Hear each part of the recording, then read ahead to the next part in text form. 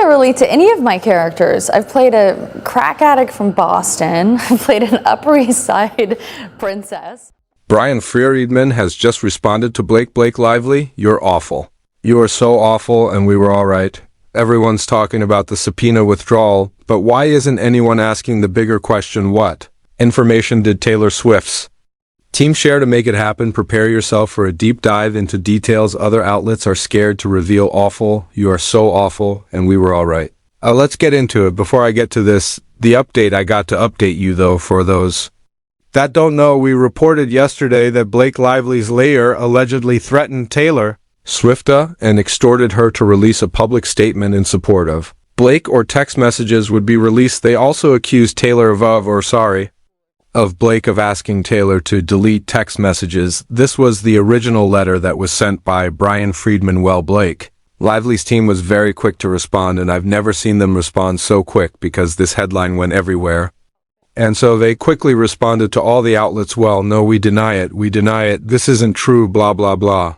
And of course, because the media is in their pocket, all these outlets are just bending over, and yes, Blake's response is here as, well, I've never seen more people get what they want through the media coverage than these two. It's wild. But Bryan Freedman responded to this. This was a letter where they, it should be noted, this was anonymously sourced, and they're just abusing us again, and this is categorically false, blah, blah, blah, blah, blah.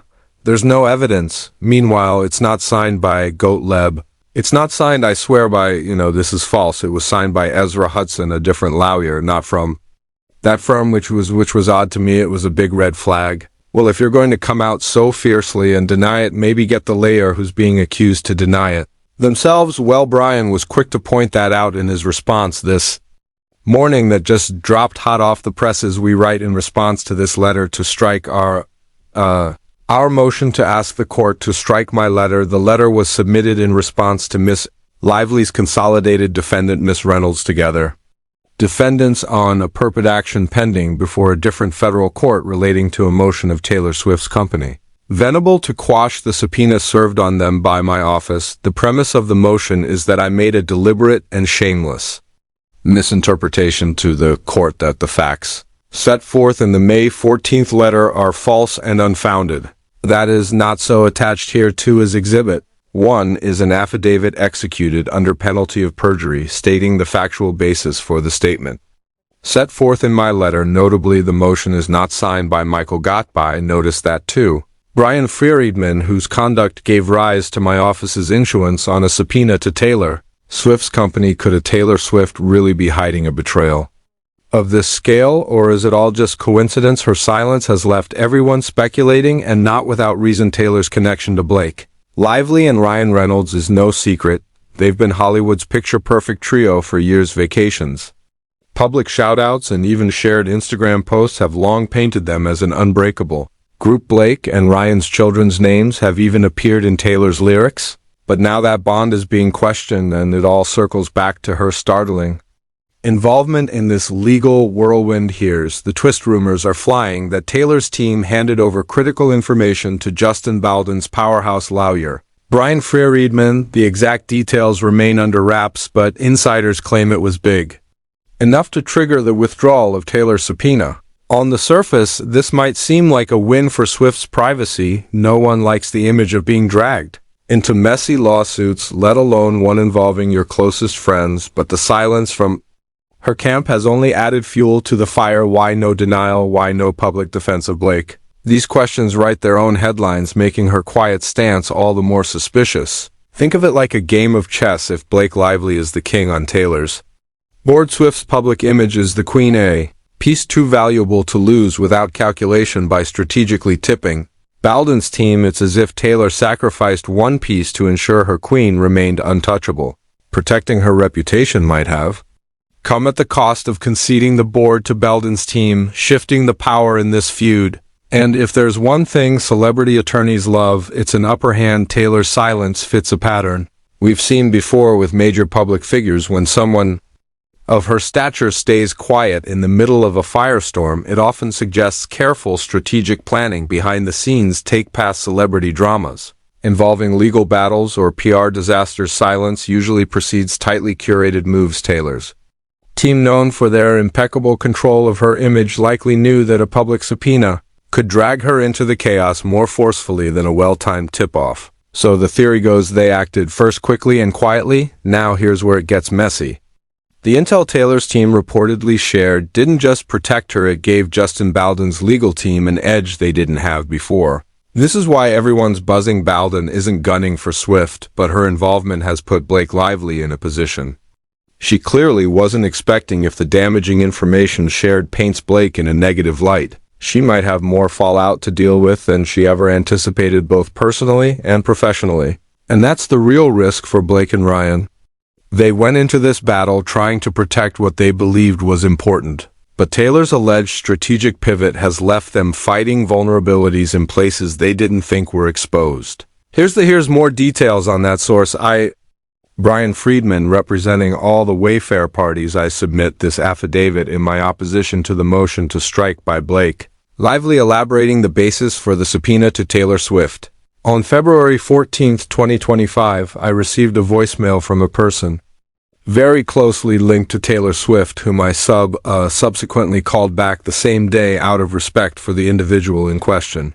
I'm not identifying them at this time, however, should the court direct me to do so, I will comply with a court order. During the February 14th phone call, which lasted approximately 1 hour, the speaker told me that they had been informed that J. Douglas Baldridge, counsel for Taylor Swift and a partner at Venable, had received a phone call from Michael Golub, counsel for Blake Lively and Ryan Reynolds, during which Mr. Golub requested on Miss Lively's behalf that Taylor Swift make a social media statement in support of Miss Lively given her absence from the Super Bowl that year, and stated that if Miss Swift failed to do so, Miss Lively would release 10 years of private texts with Miss Swift. The individual also told me that they had been informed that Miss Baldridge had accused Mr. Golub of extortion and ended the call. During the same 14th call, the individual told me that they had been informed that 4 or 5 months earlier, Miss Lively had requested that Miss Swift delete her text messages with Miss Lively. I was connected to this individual through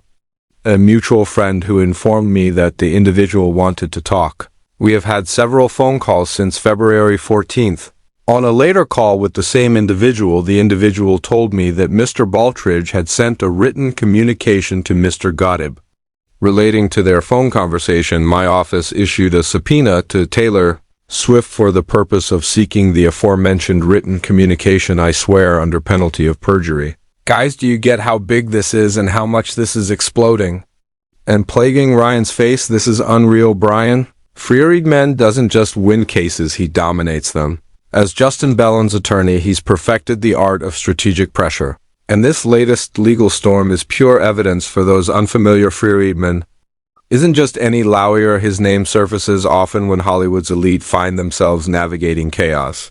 Big studios, A-listers, multi-million-dollar deals, Freedman has worked with them all. Known for his precision, he doesn't make a move unless it forces the other side into a corner, and his decision to subpoena Taylor Swift, that wasn't just a legal move. It was a chess play disguised as paperwork. Think about it, Taylor Swift wasn't the obvious target in this feud. She didn't have a direct stake like Blake Lively or Justin Baldoni, yet Freedman included her anyway. Why? Because it wasn't really about Taylor, it was about shifting the playing field. Bringing Swift into the narrative created instant pressure. Her team, famously protective of her image, now had a choice: risk public exposure in court or act privately behind the scenes. That subpoena was a poker move. Freedman forcing the hand of one of the most influential teams in Hollywood to reveal their next move, and it worked.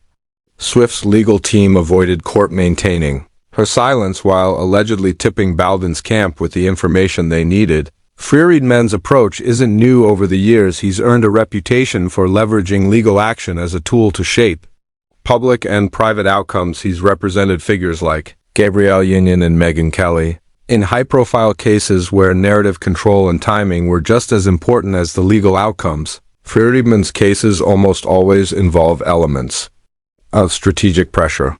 Whether it's issuing subpoenas that grab media attention or negotiating settlements that spark speculation, his tactics make him a player behind the scenes, orchestrating outcomes that seem to catch even the best prep teams. Off guard, what makes Freedman's move here so interesting is how little it had to do with actually putting Swift on the stand, supposing her wasn't about hearing her. The reason why I did that now so much later, and also because it took me a while, to be honest with you, it took me a while to actually get over it. What many initially saw as a victory for Blake Lively has quickly begun to unravel as little more than a strategic retreat orchestrated to protect Taylor Swift's broader interests. The celebratory headlines, hastily declared wins, and PR bravado have begun to lose their sheen as the public peers behind the curtain. What was intended to be a swift narrative shift now reads more like a magician's misdirection, one hand waving confidently while the other tries to contain a swelling crisis. Blake's team moved quickly to frame the withdrawal of Taylor's subpoena as a win, but the public isn't buying it. The move felt like an overcorrection, a desperate attempt to rewrite a narrative that had already started spiraling. If anything, it thrust Blake into a far trickier position, exposing the fragile scaffolding holding her public image together. In the harsh spotlight of public opinion, the carefully curated illusion is fracturing. And as history shows us, when PR gloss fails, scrutiny rushes in. This isn't new for Hollywood. When controversy erupts, the reflexive response is to declare victory, distract, and move on.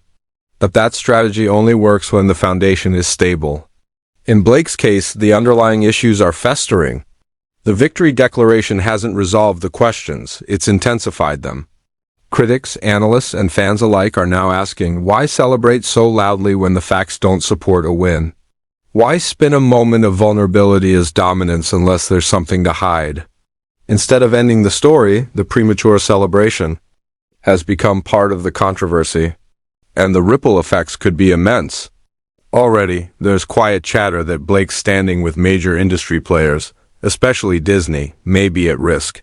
Disney is notoriously risk-averse when it comes to reputation. Their brand relies on clean, family-friendly imagery.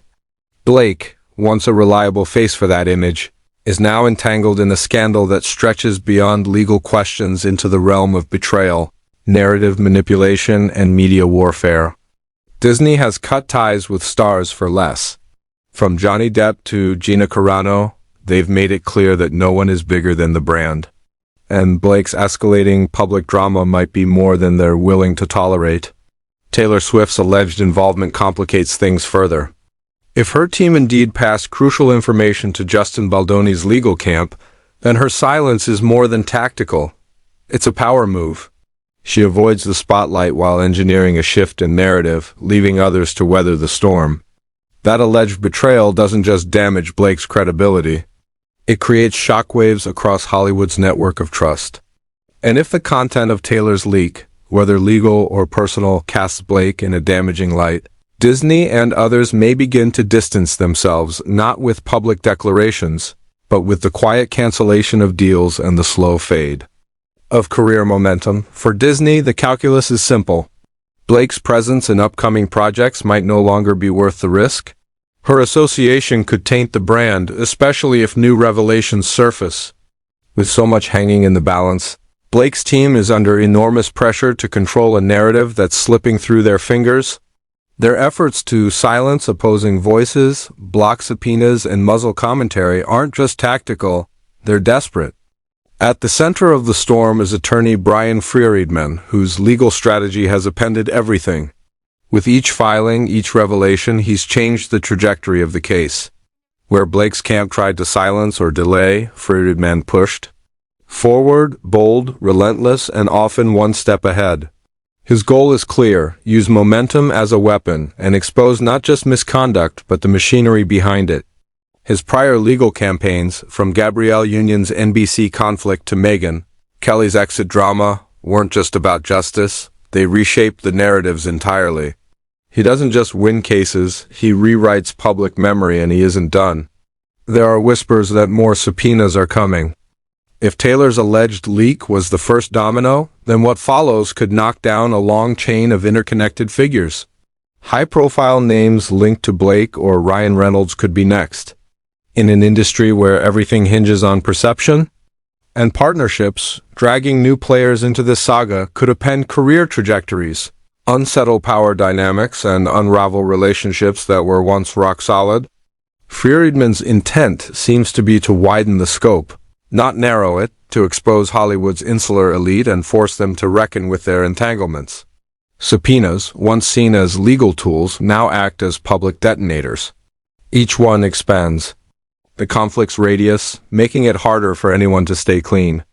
The deeper a Freedman digs, the more likely it becomes that Blake, Ryan, and others will be forced into corners they cannot spin their way out of.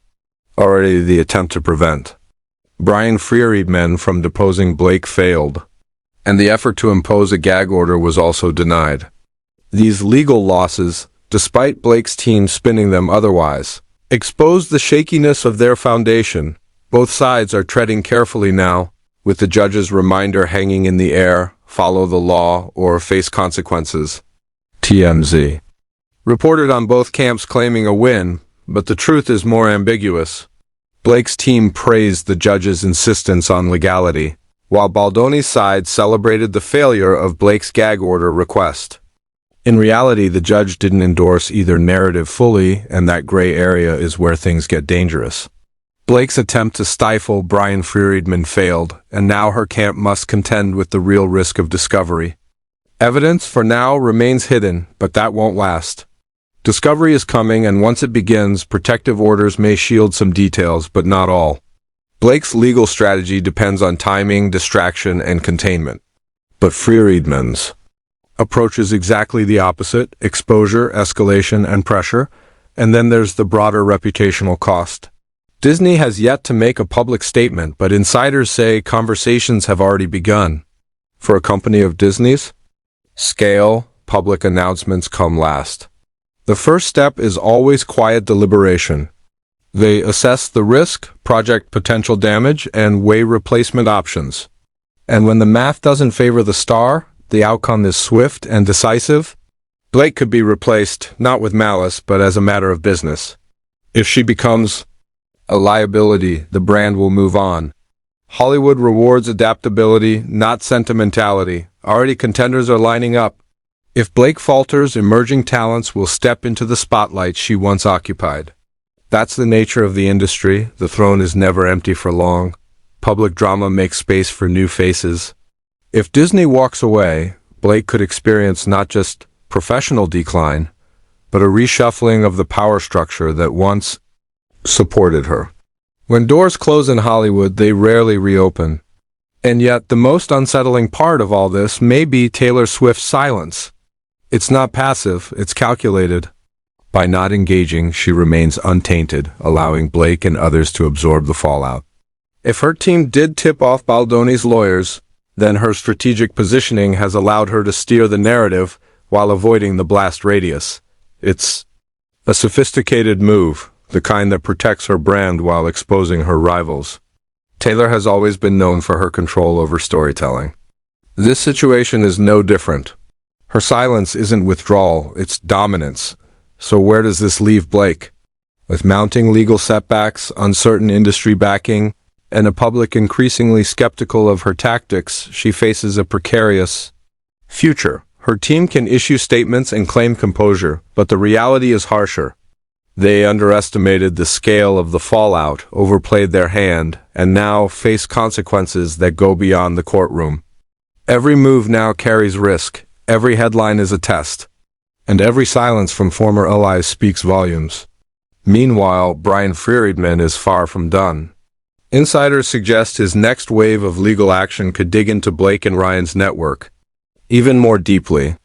If more subpoenas surface, targeting collaborators, friends, or even executives, then the case might evolve into something far more destructive than a simple defamation or misconduct suit. It could become a blueprint for exposing Hollywood's hidden alliances and contradictions. The deeper he digs, the more power shifts. Ultimately, this isn't just about a courtroom verdict. It's about reputation, alliances, and long-term influence. The Blake Lively Taylor Swift Justin Baldoni triangle has exposed cracks in an industry that thrives on image management.